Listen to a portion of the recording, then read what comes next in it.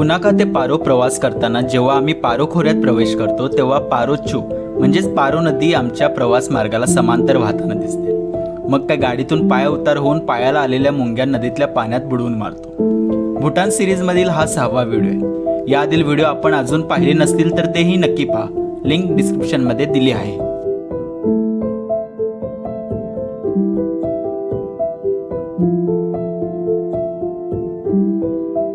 आपण या व्हिडिओत पारोबद्दल जाणून घेणार आहोत. इथे आम्ही टायगर नेस्टचा ट्रेकही केला होता. ते आपण पुढच्या भागात पाहणार आहोत. त्यामुळे तुम्ही ज्यावेळी पारोमध्ये काय काय पाहता येईल याचा प्लॅन करत असाल तर हा व्हिडिओ तुमच्यासाठी कामी येईल. त्यामुळे कुठेही स्किप न करता व्हिडिओ शेवटपर्यंत पहा.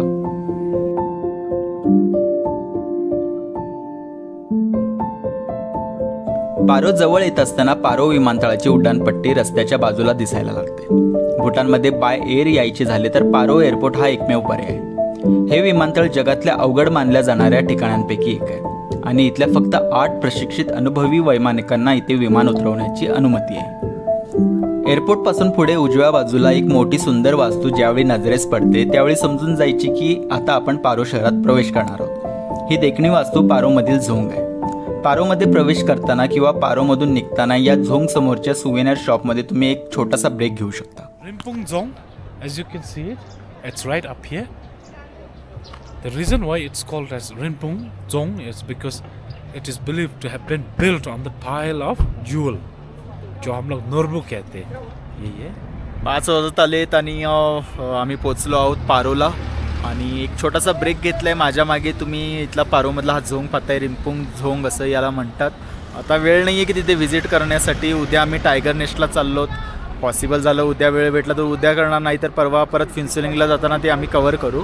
पण आता आम्ही ते छोटासा ब्रेक घेण्याचं कारण म्हणजे हे पुढे जे शॉप दिसते तुम्हाला इथे, आता जे माझ्यासोबत टुरिस्ट आले होते ते सर्व आत गेलेत आणि इथे जे भूटानीज कॉस्ट्यूम आहेत ते रेंटवर भेटतात. म्हणजे तुम्ही इथे ते कपडे, ती वेशभूषा धारण करून या झोंगच्या बॅकग्राऊंडला तुम्ही फोटो घेऊ शकता. आपण म्हणत असतो की जिथे जाऊ तिथली लोकसंस्कृती, तिकडचं फूड कल्चर, तशीच तिथली वेशभूषा ही त्याचा अनुभव आपल्याला घ्यायला हवा. म्हणून एक छोटा ब्रेक तो बनताही भाई. पारोमध्ये शॉपिंग करायची असेल तर या शॉपमध्ये तुम्ही शॉपिंग करू शकता. पारोमधल्या इतर सुवेनियर शॉप्सच्या मानाने इथे मिळणाऱ्या वस्तू थोड्या स्वस्त आहेत.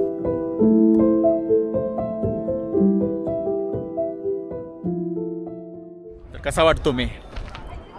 300 रुपये घेतात पण रेंटवर या कपड्यांसाठी. पण ठीक आहे ना, आपण काय पुन्हा पुन्हा येत असतो. मी तरी येत असतो, पण टुरिस्ट म्हटलं तरी आपण एकदा येतो, माहिती नसते परत आपल्याला चान्स तो भेटतो की नाही. पण ठीक आहे, म्हणजे लास्ट टाईम पण आलो होतो. लास्ट टाईम मी ट्राय नव्हतं केलं, पण त्यामुळे मुद्दाम म्हणून यावेळी मी हा कॉस्ट्यूम ट्राय केला आहे.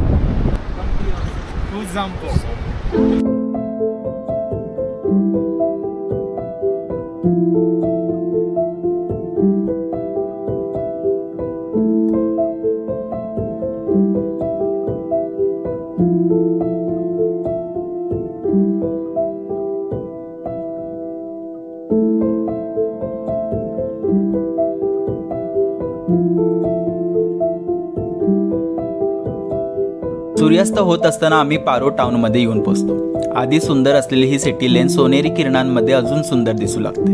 इथून आमचे हॉटेल अजून 9 किलोमीटर अंतरावर असते. त्यामुळे आमचा प्रवास भास्कर मावळ्याला अजून वेळ असतो. तर पारोमधल्या आमच्या हॉटेलवर पोचलो होतो आम्ही. सूर्यास्त झालाय, अंधार पडत चाललाय आणि फार छान हॉटेल आहे. अगदी उंचीवर आहे, म्हणजे अगदी इथून टायगर नेस्ट पण दिसते तिकडे डोंगरावर. तुम्हाला आता कदाचित माहिती नाही, फार छोटे व्हाईट डॉट्स दिसत असतील तर तिथे टायगर नेस्ट आहे. त्या हाईटवर आम्हाला उद्याचा हा टायगर नेस्टचा ट्रेक करायचा आहे. थोडंसं खाली गेला ना तिथून पूर्ण अशी व्हॅली दिसते. तिथून पारो टाउन पण दिसते. आमची रूम तुम्हाला दाखवतो, फार छान आहे.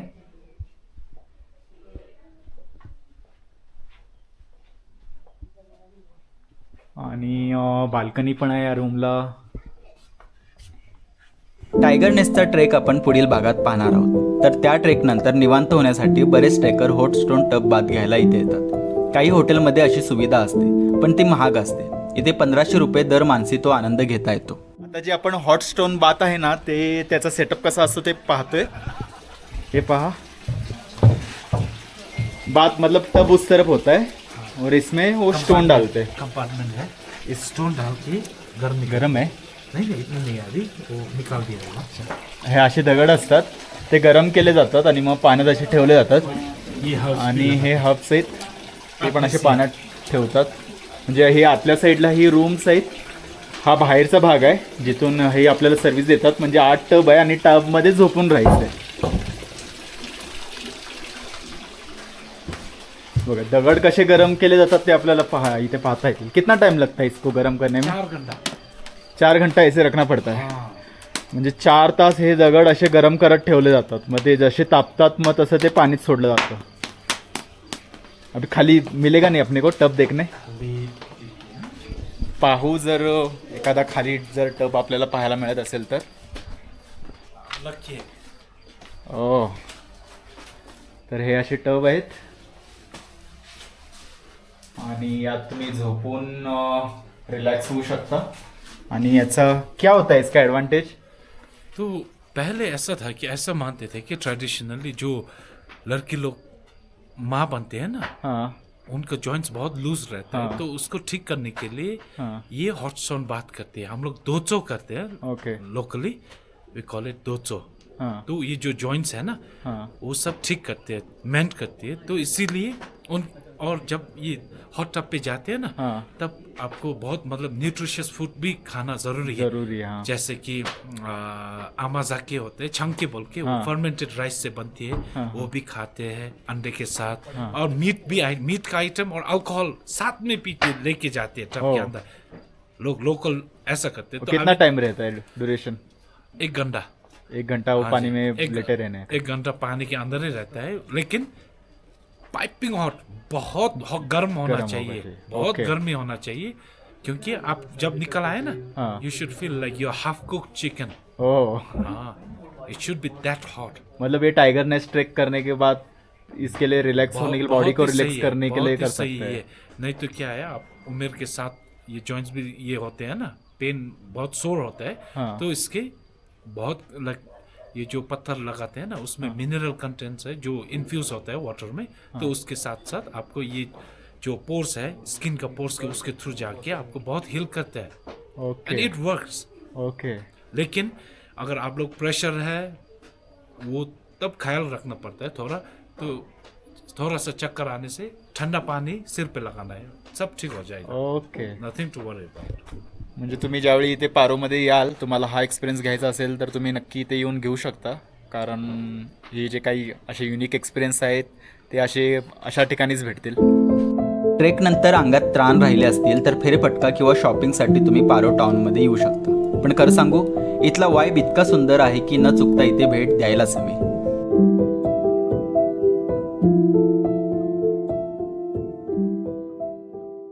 तर आम्ही पारो टाऊनमध्ये आहोत, शॉपिंगसाठी आलो आहोत. आणि फार सुंदर, म्हणजे फार छोटं टाऊन आहे. अगदी 1-2 गल्ल्या आहेत शॉपिंगसाठी तुम्हाला. जास्त करून सुवेनर्सची शॉप आहेत. सुवेनर तुम्ही इथे शॉपिंग करू शकता. आपल्या भारतापेक्षा इथल्या किमती थोड्या जास्त आहेत, पण करायचं असेल तर तुम्ही करू शकता इथे.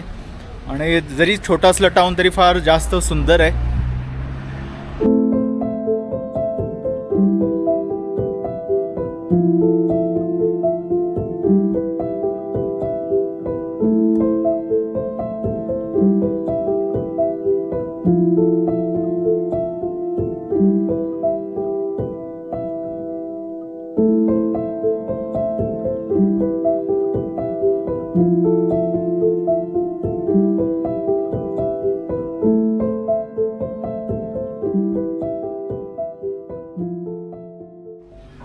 कॅफेचे पण बरेच ऑप्शन तुम्हाला पारोमध्ये मिळतात. आता आम्ही शॉपिंगला आलोच आहोत. तर थोडासा आता टी टाईम होता. टी तरी नाही मागवली आम्ही, कॉफी आणि आईस्क्रीम. आणि आम्ही आहोत पारोमधल्या फेमस ब्रियोश या कॅफेमध्ये. जर तुम्ही पारोमध्ये कधी येत आहे टाऊनमध्ये तर तुम्ही या कॅफेमध्ये येऊ शकता. ट्रिपचा आज 7वा दिवस आहे आणि आज आम्ही पारोवरून निघतो आहे जयगावसाठी. तर काही साईटसिंग राहिलं होतं ते आज आता आम्ही जाता जाता करणार आहोत. आणि हेच हॉटेल होतं.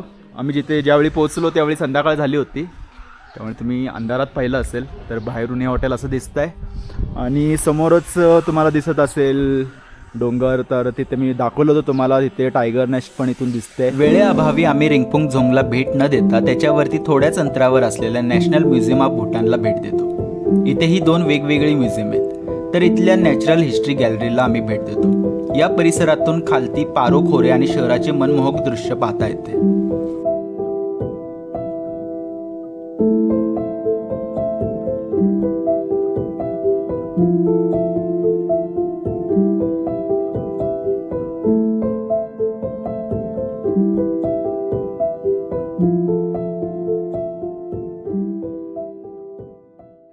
नॅशनल म्युझियम नंतर आम्ही या मॉनेस्ट्री जवळ आलो. छोटीशी मॉनेस्ट्री आहे पण सुंदर आहे आणि ऑन द वे रस्त्यावरच आहे. त्यामुळे नॅशनल म्युझियमला जाताना तुम्ही ही मॉनेस्ट्री कव्हर करू शकता.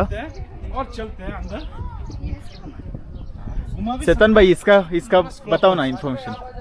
तो ये क्या है? अभी हम लोग आ गया तुमचे लहांग में. तो ये बना हुआ था अर्ली 15th सेंचुरी में. तो इसमें खास करके ये जो म्यूरल्स रहते हैं ना अंदर, पेंटिंग बहुत अच्छा है, सुंदर है. तो इसमें भी 3 स्टोरीज है. तो ये थोड़ा यूनिक मंदिर है क्योंकि रोज के मंदिर की तरह नहीं बना हुआ है. उसका शेप आकार मंडाला के फॉर्म में बना हुआ है, एरियल व्यू करके. तो इसीलिए उसमें 4 एंट्रेंस बना हुआ है, एक इधर से, एक उधर से, एक इधर से और एक दूसरे side say, trying to symbolize entrance from all the 4 directions, which is believed to be guarded by 4 guardian deities.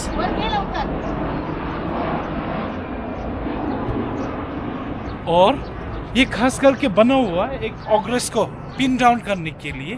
तो अगर थोड़े दूर से देखे ना तो ये पहाड़ ना एक लड़की सोया हुआ लड़की जैसे दिखता है ऊपर. तो इसीलिए उसको काबू में ले आने के लिए, काबू करने के लिए बना हुआ है ये मंदिर. उसका नाम क्या है? तुंगचे लहांग.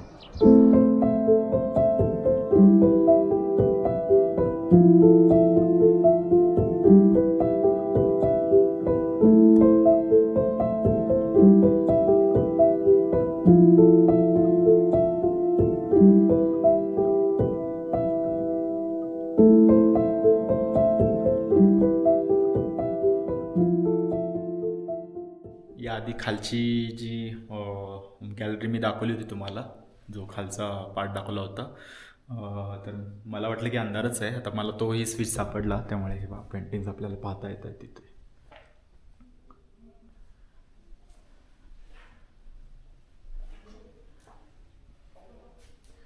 इथून आपण वरती आलो होतो. बघा ही शिडी पण दिसते. आता बांबू नाही आहे पण लाकडी दांड आहे, अगदी लांब लचक आणि फार मोठी शिडी आहे.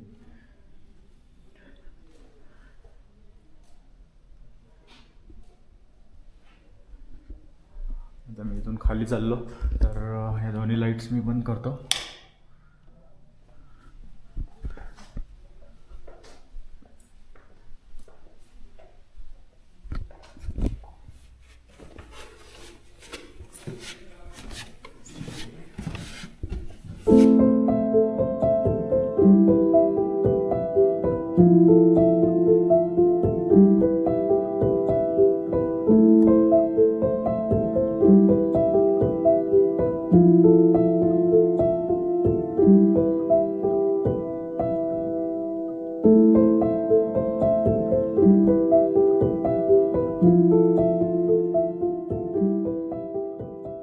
आता पारोतून निघता निघता आम्ही पारोच्या भाजी मंडीमध्ये जाऊन येतोय. एक फेरफटका मारू की आपल्याला पाहता येईल की इथली भाजी मंडई कशी असते ती.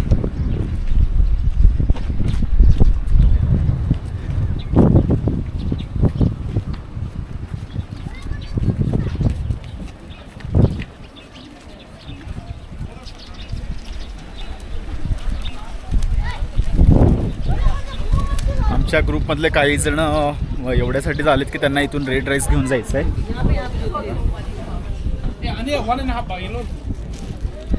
कौन सा वाला लिया? ये वाला. दोनों ले रही हूँ. तेरे बैग में जाएगा इसलिए मैं ले रही हूँ. लीची में. How much? 250. कितना मस्त है.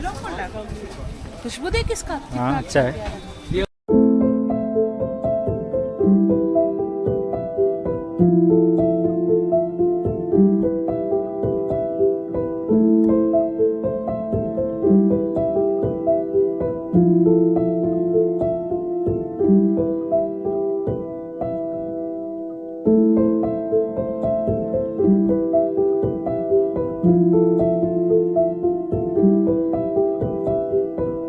पारो ते जयगावपर्यंतचे अंतर 160 किलोमीटर आहे. येताना लागलेले हेच रस्ते परतत असताना काही वेगळेसे भासायला लागतात. येताना उमेद शिखरावर असते तर परतत असताना टूर संपत आहे ही जाणीव बेचैन करायला लागते. संध्याकाळचं जयगावला पोचलो आम्ही आणि पुन्हा एकदा फ्युन्सिलिंगमध्ये एंटर केलं आहे. आता संध्याकाळचा रात्रीचा आता हा जो काही वेळ आहे आमच्याकडे तर आज काही वेगळाच माहोल आहे. इथे काहीतरी फेस्टिवल आहेत, बरेच फूड स्टॉल्स लागलेले आहेत. येताना पाहिलं होतं आम्ही गाडीवरून बरंच काही ऑथेंटिक कुझिन इथे आम्हाला दिसत होतं. पाहू की आता काय अजून त्यामध्ये आम्हाला टेस्ट करता येते, काय एक्सप्लोर करता येतं.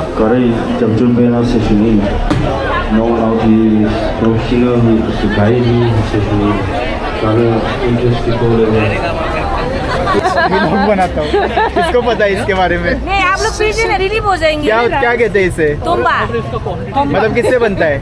वीट से वीट है ना वीट से बनता है. देखिए वीट से अंदर देखिए.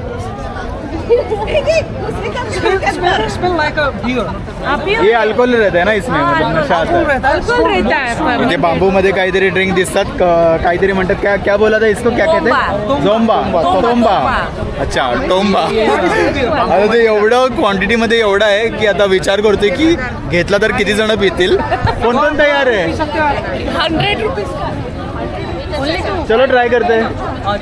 चल एक ट्राई कर. चलो जब वो पानी खत्म होगा और एक डाल के पानी डालते रहना है उसमें. खत्म होगा और एक पानी डालते रहना है. हाँ. पानी डाल के ये पानी डाल के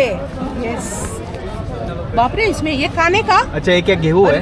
ये खाने का ये खाने का. नहीं वो बस वो ये क्या क्या बोलेगा घूम है कि गेहूँ है. और पानी डाल के थोड़ा सा भिजा के रखना है. वो वीट है ना, वो खाने का वीट है ये. वो पके वीट अल्कोहल जैसा ना. लेकिन उसे खाना है कि सिर्फ वो पानी ही पीना है? खाएगा ना सिर्फ पानी पीते रहना है. ओके. और बाद में जो बचेगा वो फेंक देना है. कैसा है? अच्छा है. डिफरेंट है डिफरेंट. चला मी पण ट्राय करतो. ए एक काम तुम्हारे में इसको थोड़ा नारियल हिला पानी के, जैसा लग रहा है. ऐसे करके अच्छे से हिला. थोड़ा स्टेयर करके खुद चीज बना ना.